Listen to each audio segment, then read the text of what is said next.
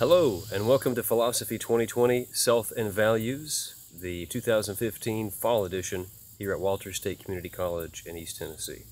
My name is Dr. Matt Deaton. Please call me Matt. I'm going to be your instructor for the next few months.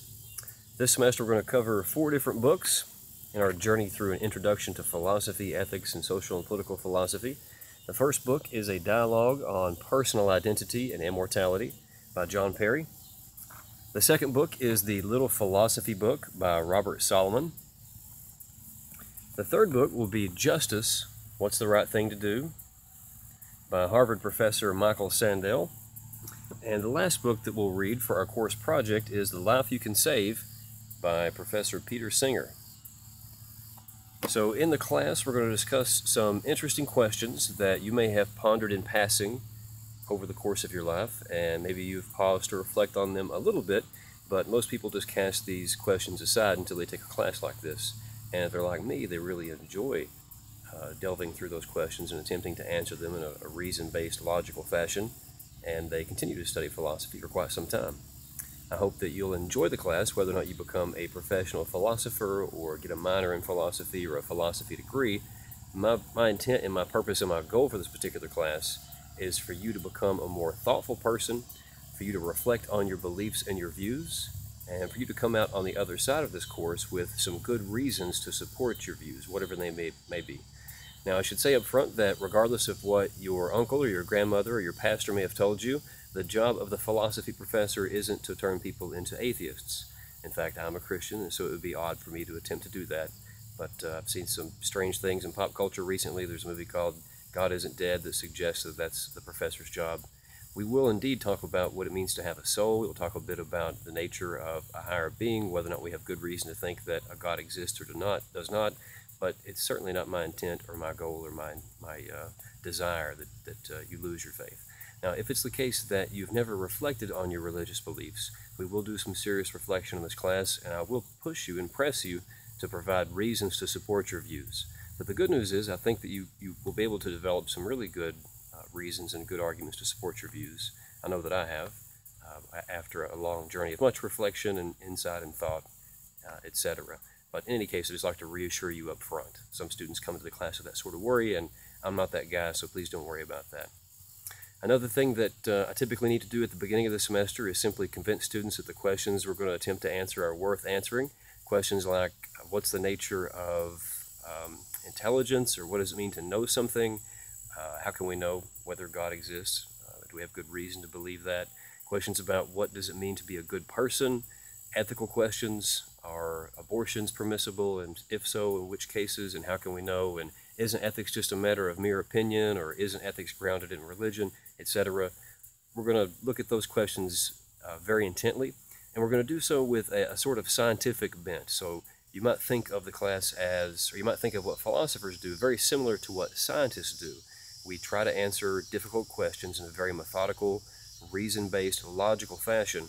The difference between scientists and philosophers is that scientists enjoy the luxury of testable data. But the sorts of questions that philosophers attempt to answer are those that are non-empirical, questions that are beyond the physical world that we don't have testable data to inform. And so all we can do is formulate arguments and formulate and examine reasons and try to collectively work together to figure out what makes the most sense. The good news is people have been attempting to answer these big questions for hundreds, thousands of years, and so there's a large body of literature out there that we're going to draw on and build upon. We don't have to start from scratch, and the good news is it's a lot of fun. So hopefully I've made clear that in philosophy we're going to try to answer these non-empirical questions. In fact, I often describe philosophy or define it as the reason-based attempt to answer life's big non-empirical questions. And hopefully I've made it clear that we're going to go about this in a methodical, reason-based, logical fashion, that we're not going to appeal to emotions or reason fallacy or tradition or anything like that. We're going to carefully examine these questions and the possible answers. And I should also point out that I've used the word argument a few times. Typically, argument in everyday language means a quarrel, a disagreement, a fight. In philosophy, an argument has a technical definition, and it means a series of claims called premises intended to logically support another claim called the conclusion. And so when we consider various arguments, we're going to look at various premises, statements that are intended to logically support another statement, which would be the conclusion.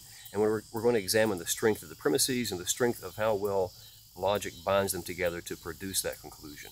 And our goal as junior philosophers is to figure out which arguments make the most sense, such that we can align our beliefs with conclusions that are most likely to be true.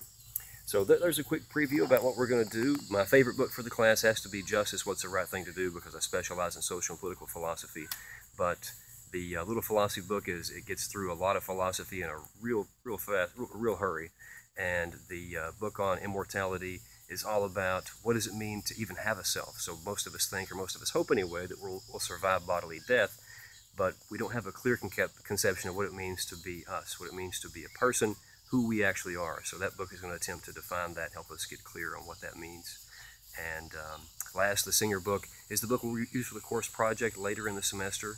And Dr. Singer has an interesting ethical argument by analogy, which you'll come to evaluate and perhaps appreciate, perhaps dismiss, but we'll get to that later in the semester. If you have any questions for me at all over the course of the semester, you'll have my contact information through eLearn. That's the official chain of communication, or the official form of communication, I suppose, would be the eLearn email system. But you can also email me for anything that's time sensitive at matt@mattdeaton.com, and that'll be in the syllabus and also on the website, because I probably won't check that eLearn email every day, maybe twice a week. So if it's something you need a response on soon, just shoot me an email at matt@mattdeaton.com. And you can also email or call me on my cell phone number, which is in the syllabus, to discuss anything from the class. Oftentimes students have questions that just take a few minutes to answer. I don't mind doing that. If I'm busy with something, then I'll just call you back when I'm not busy. So Walters State actually pays me to meet with you and to discuss these sorts of things. So feel free to call me during normal business hours, I suppose, or actually during lunch around noon Eastern or around 5 o'clock Eastern. If you'd like to set up an official appointment, I'd be happy to do that as well. Just shoot me an email. So again, call me Matt. Welcome to the class. I hope you enjoy it, and it's going to be a fun ride.